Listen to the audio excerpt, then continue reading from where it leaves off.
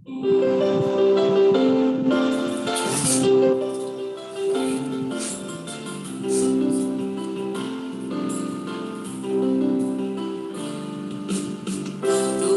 किया खाली अपने आप को, छोड़ी सारी महिमा,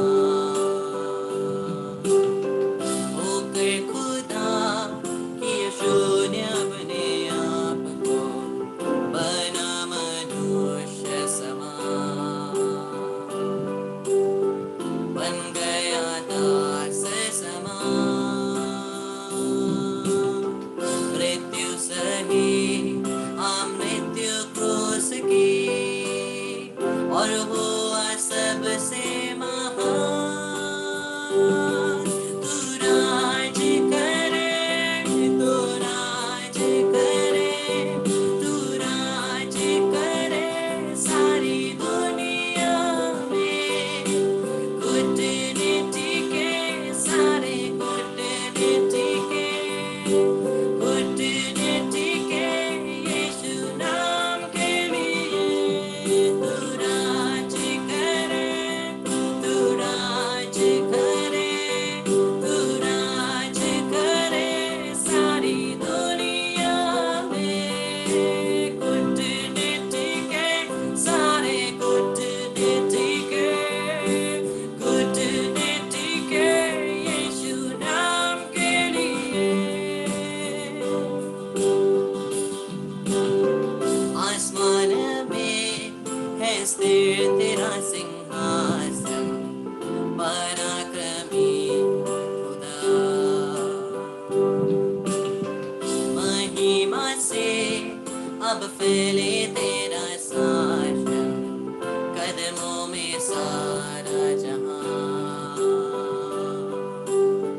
सजदे में हर इंसान।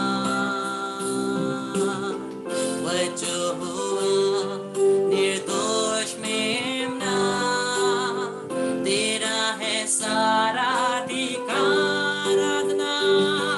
तू राज करे, तू राज करे, तू राज करे सारी दुनिया में। कूटनीति के सारे कूटनीति के, कूटनीति के यीशु नाम के लिए। तू राज करे, तू राज करे, तू राज करे सारी दुनिया में। कूटनीति के सारे कूटनीति के, कूटनीति के यीशु नाम के लिए। कल आज और सर्वदा यीशु तू ही है खुदा। कल आज और सर्वदा यीशु तू ही है खुदा। तू राज करे, तू राज करे, तू राज करे सारी दुनिया में। कूटनीति के सारे कूटनीति के, कूटनीति के यीशु नाम के लिए। हे प्रभु तेरी महिमा के साथ हमारे बीच में राज कर, हमारे परिवार में, हमारे जीवन में, हमारे रोगों में, हमारे काम कर्म में। हे प्रभु तेरा राज्य आवे, यीशु तेरा राज्य आए, तेरे वचन का राज्य आए। ओ तेरी कृपा और तेरी अभिषेक हमारे बीच में भेज दे। इस मेरे प्यारे भाई और बहन आराधना करिए, प्रभु की आत्मा प्रत्येक घरों में इस समय मंडरा रही है। इस समय में पवित्र आत्मा के उपस्थिति को पूर्ण रूप से एक बहुत स्ट्रॉन्ग अभिषेक और अनॉइंटिंग को मैं महसूस कर पा रहा हूँ, जो एक एक के शरीर में आ रही है, एक एक के परिवार में आ रही है। उस अभिषेक को महसूस करिए, उस अभिषेक को रिसीव करिए। ओ प्रभु की आराधना करते हुए, स्तुति करते हुए, यीशु का राज्य आवे। प्रभु तेरा राज्य आए हमारे जीवन में, हमारे परिवार में, इसी समय, इसी क्षण, यहीं पर प्रभु तेरा राज्य आए। प्रभु प्रार्थना करते हैं, आराधना आराधना आराधना।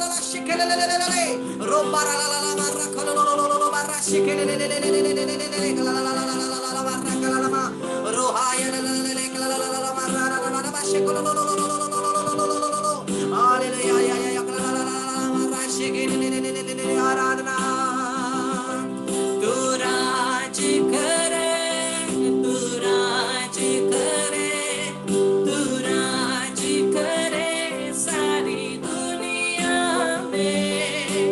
कूटनीति के सारे कूटनीति के यीशु नाम के लिए तू राज करे, तू राज करे, तू राज करे सारी दुनिया में। कूटनीति के सारे कूटनीति के यीशु नाम के लिए।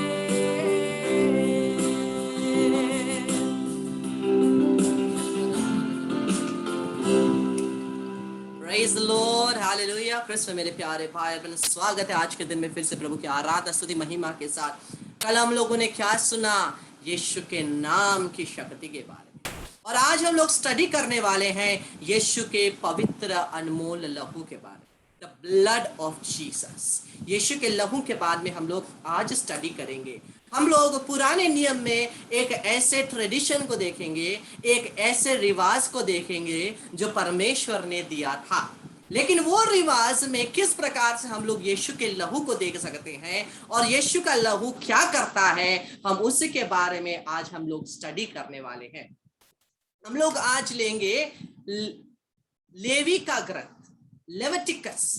पुराने नियम में हम लोग देखते हैं लेविटिकस, जिसको तोड़ा में से एक, बाइबल का सबसे पहला 5 को तोड़ा कहते हैं ना।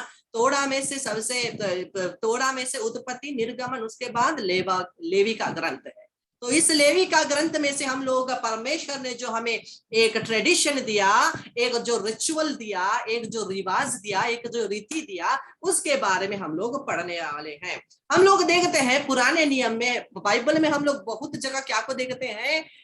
कोढ़ को देखते हैं, कोढ़ की बीमारी को ना, कोढ़ की बीमारी को देखते हैं, लेप्रेसी को देखते हैं। और कोढ़ की बीमारी का अर्थ क्या होता था? पाप।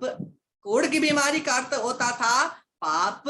और हम लोग आज देखते हैं इस कोढ़ के जो बीमारी से जो चंगा होते जा रहा है, उसको कैसे शुद्ध करने का विधि परमेश्वर ने दिया था। और जिस प्रकार से हम भी तो, क्योंकि कोढ़ का अर्थ है पाप, हम प्रत्येक जन पापी थे, लेकिन हम लोगों ने अपने पाप को नहीं करेंगे बोल के एक डिसीजन लिया।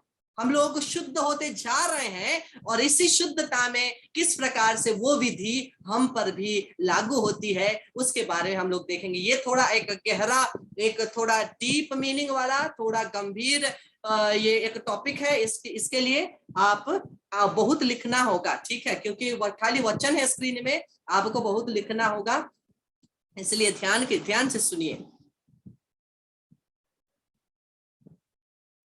हम लोग देखते हैं लेवी का ग्रंथ अध्याय 14 पद संख्या 1 से लेकर के हम लोग पढ़ते जाएं।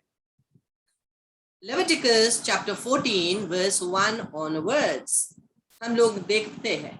फिर यहोवा ने, परमेश्वर ने मूसा से कहा, कोढ़ी के शुद्ध ठहरने की व्यवस्था यह है। कोढ़ी के शुद्ध ठहरने की व्यवस्था, विधि, रिचुअल ये है कि वह याजक के पास पहुंच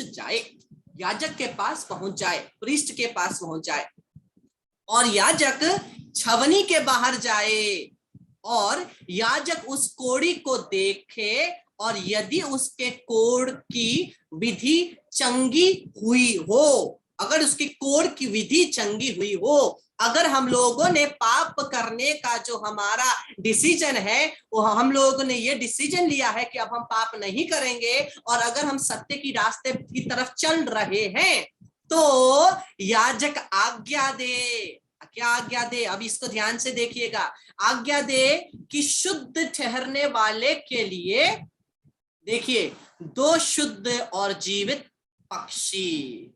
सबसे पहला क्या है? दो शुद्ध और जीवित पक्षी, दो बर्ड्स, पक्षी। देवदारू की लकड़ी, देवदारू की लकड़ी, और लाल रंग का कपड़ा, और जूफा से सब लाए जाए। क्या क्या लाए जाए? दो जीवित पक्षी, एक देवदारू की लकड़ी, लाल रंग का कपड़ा और जूफा। तो अब देखिए ये क्या सिंबलाइज करता है, ये क्या को दिखाता है। अब आपके लिखने की बारी आई। जो दो चिड़िया है, जो दो पक्षी है, वो क्या है? यीशु का मरण और पुनरुत्थान। जो दो पक्षी है, जीवित पक्षी है, वो क्या है? यीशु का मरण और पुनरुत्थान। और हम लोग देखते हैं उसके बाद क्या है? उसके बाद दूसरा चीज है देवदारू की लकड़ी, सेडरवुड, देवदारू की लकड़ी। ये क्या है? ये यीशु का क्रूस है। देवदारू की लकड़ी अर्थात क्रूस। लाल रंग का कपड़ा मतलब दुख भोग, यीशु का दुख भोग। और जूफा, जूफा का क्या मतलब होता है? जूफा विश्वास का प्रतीक होता है, जूफा विश्वास का प्रतीक होता है। तो हम लोग क्या देखते हैं? दो पंछी, दो पक्षी, अर्थात दो पक्षी क्या है? दो पक्षी है यीशु का मृत्यु और पुनरुत्थान, और देवदारू की लकड़ी यीशु का क्रूस है। फिर हम लोग लाल रंग का कपड़ा देखते हैं, यीशु का दुख भोग है। और हम लोग देखते हैं जूफा, जो विश्वास है। विश्वास के बिना कुछ नहीं किया जा सकता, विश्वास के बिना कुछ नहीं किया जा सकता। और हम लोग पवित्र वचन को आगे पढ़ते हैं, क्या करते हैं? पवित्र वचन क्या कहता है? अध्याय 6। तब वह जीवित पक्षी को देवदारू की लकड़ी और लाल रंग के कपड़े और जूफा, इन सभी को लेकर एक संग उसे पक्षी के लहू में, रुकिए इससे पहले देखिए, और लाल रंग का कपड़ा जूफा सब लिए जाए, और याजक आज्ञा दे कि एक पक्षी बहते हुए जल के ऊपर मिट्टी के पात्र में बलि किया जाए। तो दो पक्षियां हैं ना, और वचन कह रहा है दो पक्षी में से एक पक्षी को क्या करो? एक घड़े के ऊपर मार दो।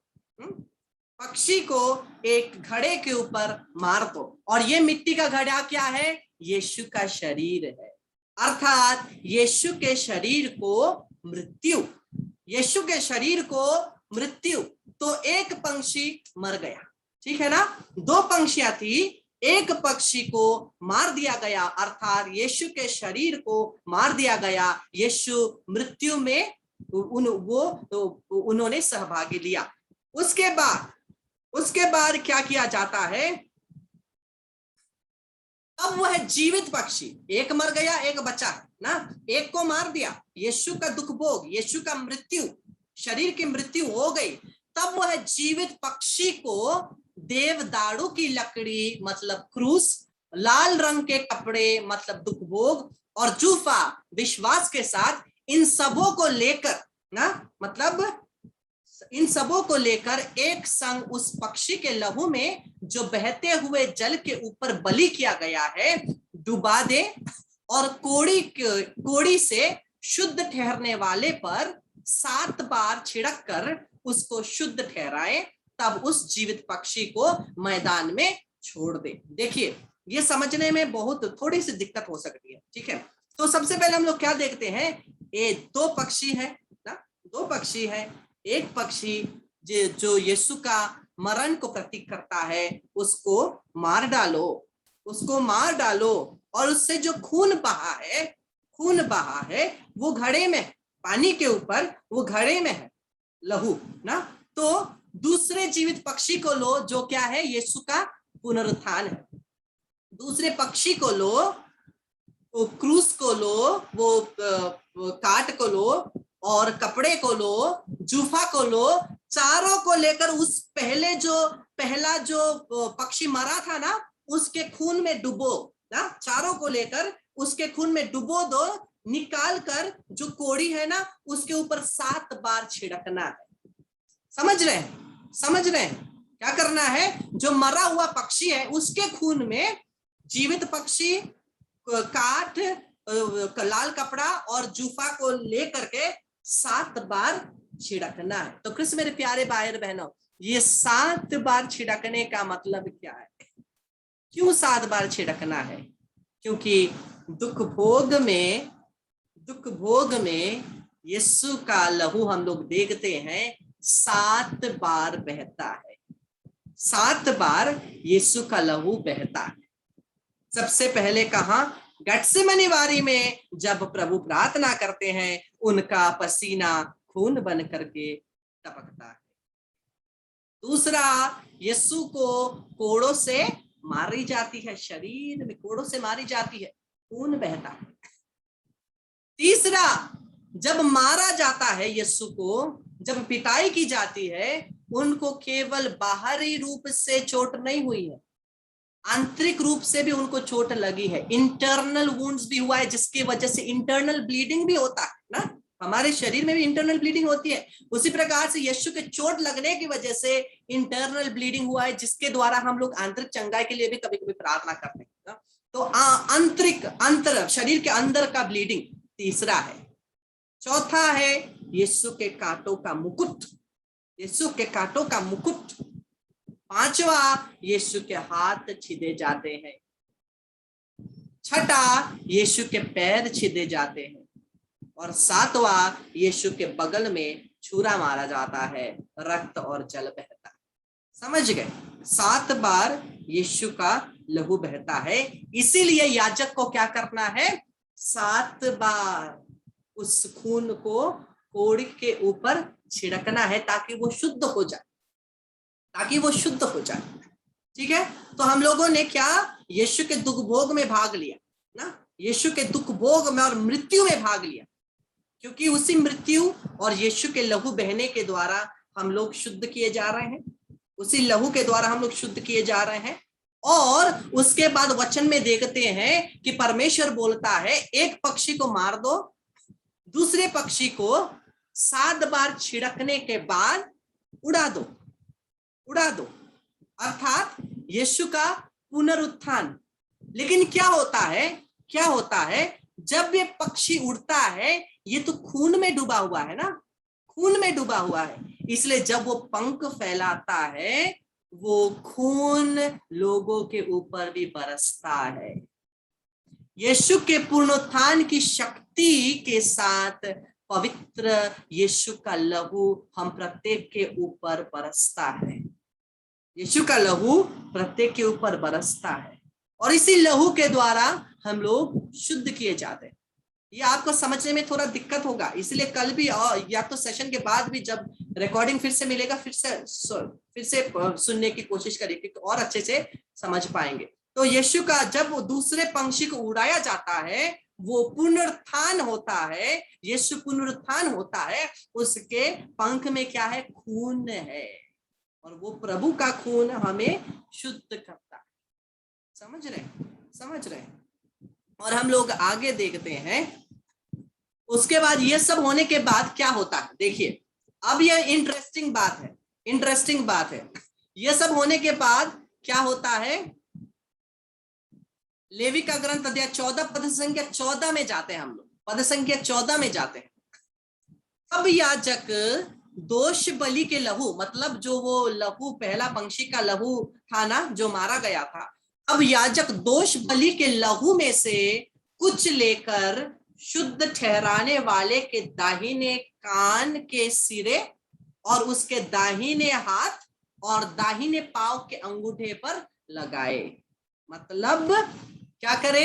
याजक खून को ले और कान के सिरे को खून लगाए, अंगूठे हाथ के अंगूठे में सिरे पर खून लगाए और पैर के सिरे पर खून लगाए। अर्थात यीशु का लहू हमें शुद्ध करता है और रक्षा करता है। शैतान क्या करता है? हमारे मन विचार सोच में हमें क्या करता है? पूर्ण रूप से प्रभु से दूर करता है, क्योंकि शैतान हमारे दिमाग में विचार डालता है। इसीलिए ताकि हम लोग शुद्ध किए जाने के बाद, पाप क्षमा पाने के बाद, यीशु में नया जीवन जीने के बाद, जीवन पाने के बाद शैतान के बातों को ना सुने, शैतान के बातों को ना सुने और क्या करे? वचन के अनुसार काम करे। और पैर में क्यों? ताकि हम लोग सुसमाचार के प्रचार के लिए चले। समझ गए? ताकि हम लोग पाप क्षमा पाने के बाद शैतान को ना सुने, बल्कि केवल वचन सुने और सुसमाचार के काम करे और सुसमाचार के लिए चले। इसीलिए कान में, हाथ में और पैर में क्या किया जा रहा है? खून को लगाया जा रहा है। समझ में आ रही है कि सर से ऊपर से जा रहा है? समझ में आ रही है? ठीक है।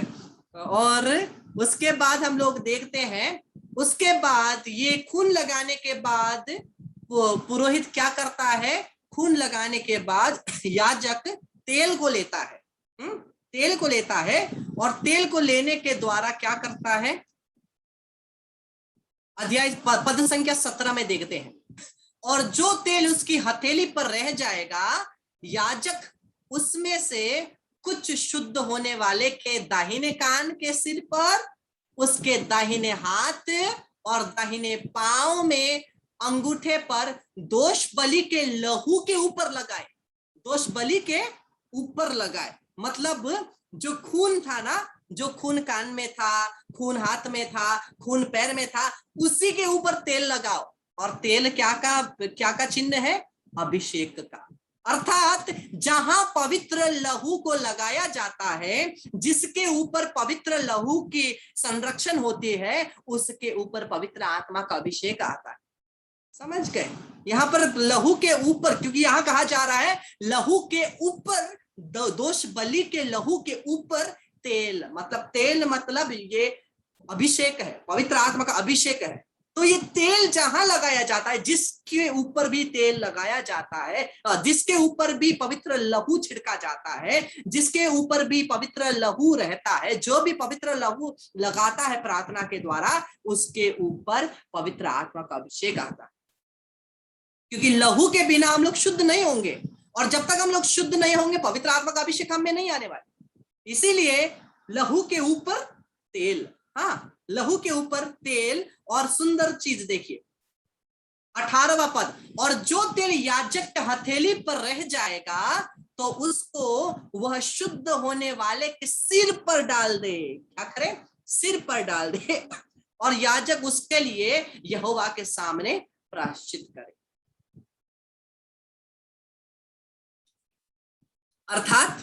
अर्थात तेल लगा दिया, उसके बाद जो बचा तेल है ना, सब कुछ लेकर के उस व्यक्ति के सर पे रख दो और तेल बह रहा है, तेल बह रहा है ना। और वो क्या है?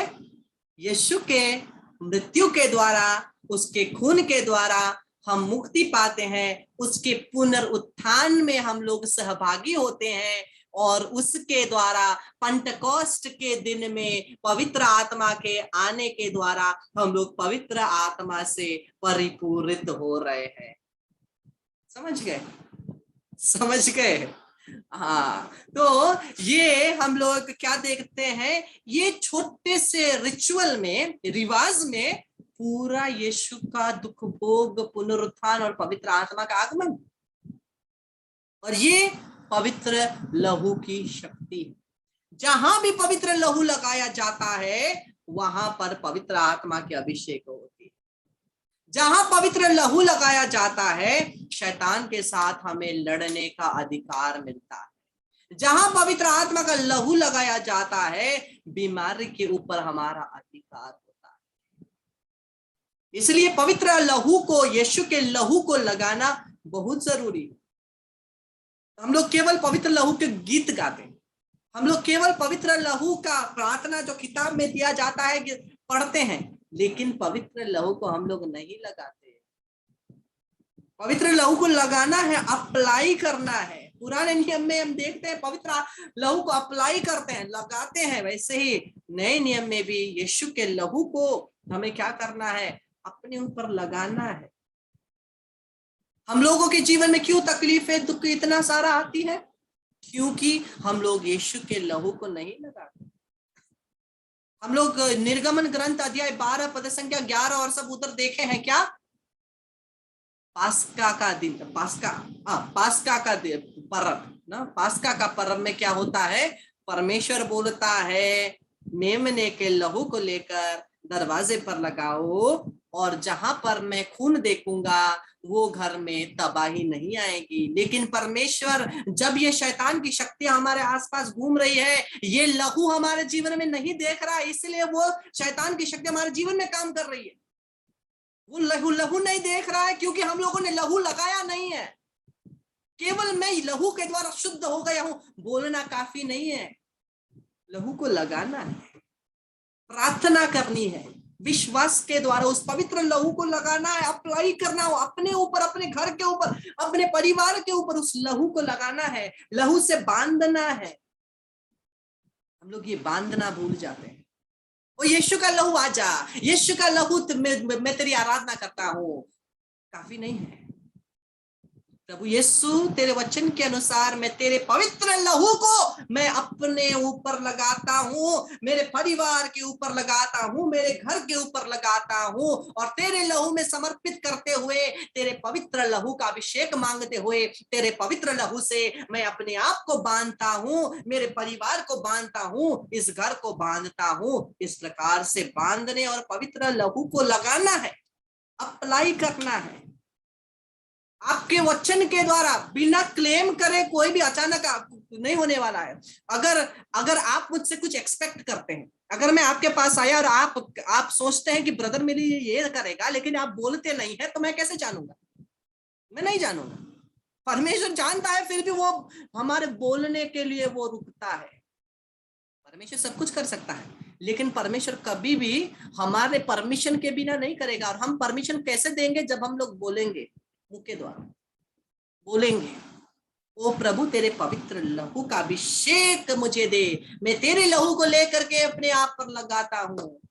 वो मैं प्रार्थना करता हूं, पवित्र लहू अपने आप आ जाएगी, काफी नहीं है, हमें बोलना है, बोलना है। और पवित्र वचन को देखेंगे, ईसाइयस नबी का ग्रंथ अध्याय 54 का 17वां पद, ईसाइयस नबी का ग्रंथ 54 का 17, तेरे विरुद्ध गड़ा हुआ कोई शस्त्र सफल नहीं होगा। वो क्या कहता है वचन? तेरे विरुद्ध गड़ा हुआ, तेरे विरुद्ध गड़ा हुआ, आपके और मेरे विरुद्ध बनाया गया कोई भी शस्त्र सफल नहीं होगा। जो तुझ पर अभियोग लगाते हैं तू उसका खंडन करेगा, जो तुझ पर अभियोग लगाते हैं, वचन कहता है every tongue that confute against us, जितने भी जीव टंग ना, जितने भी टंग जीव हमारे विरुद्ध बोलता है, उसका मैं और आप खंडन करेंगे। क्या के द्वारा? यीशु के लहू के द्वारा। कैसे? प्रार्थना विश्वास के द्वारा। क्योंकि वचन क्या कहता है? देखिए, यह प्रभु तूने उसका खंडन, ये प्रभु के सेवकों का भाग्य है, मेरा और आपका भाग्य है, प्रभु के संतान का भाग्य है, परमेश्वर के बच्चों का भाग्य है। मैं प्रभु उन्हें न्याय दिलाता हूं। ये प्रभु का कथन है, ये प्रभु का कथन है। इसलिए सब कुछ तोड़ने की, अगर कोई भी आपके विरुद्ध कुछ बोलता है, उसको आप लहू के द्वारा तोड़ सकते हैं। अगर कोई श्राप देता है, शापित करता है, यीशु के नाम से, यीशु की लहू को छिड़कते हुए, यीशु के लहू के द्वारा मैं उस श्रापों को तोड़ता हूं। कोई जादू टोना करता है, यीशु के लहू में शक्ति है, उस लहू के द्वारा मैं सभी जादू टोना को तोड़ता हूं। आपके पास अधिकार है। कृष्ण मेरे प्यारे भाई और बहनों, हम लोग रोए बैठे ना रहे, ओ किसी ने मेरे ऊपर ऐसा कर दिया, ओ मेरे ऊपर वैसा कर दिया, ओ किसी ने मेरे जमीन को शापित किया, ओ मैं किसी ने मुझे ऐसा किया। फायदा नहीं है। अधिकार मेरे और आपके पास है, पवित्र लहू का शक्ति है, क्योंकि मैं और आप पवित्र परमेश्वर के संतान हैं। वो लहू के द्वारा हम लोग की मुक्ति हुई है, और वो लहू को यूज करना मेरा और आपका अधिकार है। लहू को यूज करना, पवित्र लहू के द्वारा प्रार्थना करना, संरक्षण मानना, और उस लहू की शक्ति के द्वारा संचालित होना। केवल सुनना प्रार्थना करना काफी नहीं है, संचालित होना है, यूज करना है, पवित्र लहू में जीना है, आत्मा में जीना है, एक्सरसाइज करना है अपने पावर को, नहीं तो फायदा नहीं है। इसलिए कृष्ण मेरे प्यारे भाई बहन, उस शक्ति को यूज करना, शक्ति को यूज करना है। अगर एक सैनिक उसके पास ट्रेनिंग है ना, बहुत सालों का ट्रेनिंग है, अस्त्र शस्त्र सब कुछ है, और लड़ाई में जाने के बाद केवल देता है, रोता है, अरे बाप रे मैं क्या करूं, फायदा होगा? फायदा नहीं है। मेरा और आपका वैसा ही हालत है। पवित्र परमेश्वर ने हमें अपनी संतान बनाई है, वचन के द्वारा ट्रेनिंग दिया है, वचन और पवित्र लहू का अस्त्र शस्त्र भी दिया है, लेकिन हम लोग बैठ के रो रहे हैं, अरे मेरे ऊपर कुछ नहीं, किसी ने ऐसा कर दिया, अरे मेरे ऊपर किसी ने वैसा कर दिया। हम लोग हारे हुए नहीं है। हारा हुआ कौन है? शैतान है। अगर हम लोग, शैतान हमारे विरुद्ध कुछ कर रहा है, रोने लगेंगे तो क्या है? हम हारे हुए हैं। और परमेश्वर के बच्चे क्या हारते हैं? नहीं, परमेश्वर के बच्चे कभी नहीं हारते। परमेश्वर के सामने और उसके बच्चों के सामने शैतान को घुटने टेकने होंगे। Hallelujah, hallelujah. उसको घुटने टेकने होंगे, क्योंकि लहू का शक्ति मेरे और आपके ऊपर। बीमारी बस तेरा सर झुका, तेरा मुझ पर असर ना चल सका, ऐसा कोई शस्त्र ना बना जो कर सकेगा मेरा सामना। बीमारी बस तेरा सर झुका, तेरा मुझ पर असर ना चल सका। बोलिए, ऐसा कोई शस्त्र ना बना जो कर सकेगा मेरा सामना, ऐसा कोई शस्त्र ना बना। डिक्लेयर करिए, क्लेम करिए, ऐसा कोई शस्त्र ना बना जो कर सकेगा मेरा सामना। दोनों हाथों को उठाकर क्लेम करिए, डिक्लेयर करिए।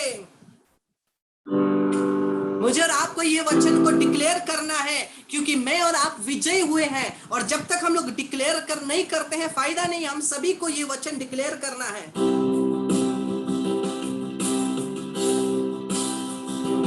बीमारी बस तेरा सर झुका, तेरा मुझ पर सर ना चल सका, ऐसा कोई शस्त्र ना बना जो कर सकेगा मेरा सामना। बीमारी बस तेरा सर झुका, तेरा मुझ पर सर ना चल सका, ऐसा कोई शस्त्र ना बना जो कर सकेगा मेरा सामना। उठते हुए तूफानों में तू ही मेरी चट्टान, बढ़ते हुए लहरों में तेरे कदमों के निशान। यीशु के नाम से मैं यीशु का लहू मेरे ऊपर, मेरे परिवार के ऊपर लगाता हूँ। यीशु का लहू प्रत्येक जन जितने भी ऑनलाइन है इनके ऊपर लगाता हूँ, इनके परिवार के ऊपर लगाता हूँ यीशु के नाम से। और जितने भी लोग बाद में ऑनलाइन होने वाले हैं सभी के ऊपर यीशु के लहू को मैं यीशु के नाम से लगाता हूँ। सभी लोग अपने शरीर में क्रूस का चिन्ह बनाए हैं पिता और पुत्र और पवित्र आत्मा के नाम पर, आमीन।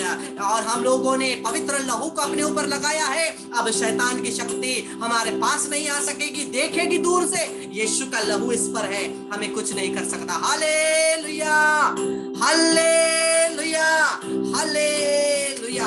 अभी हम लोग एक भेद रोजनी माला विनती करके हम लोग पवित्र आराधना के लिए फिर से वापस आएंगे।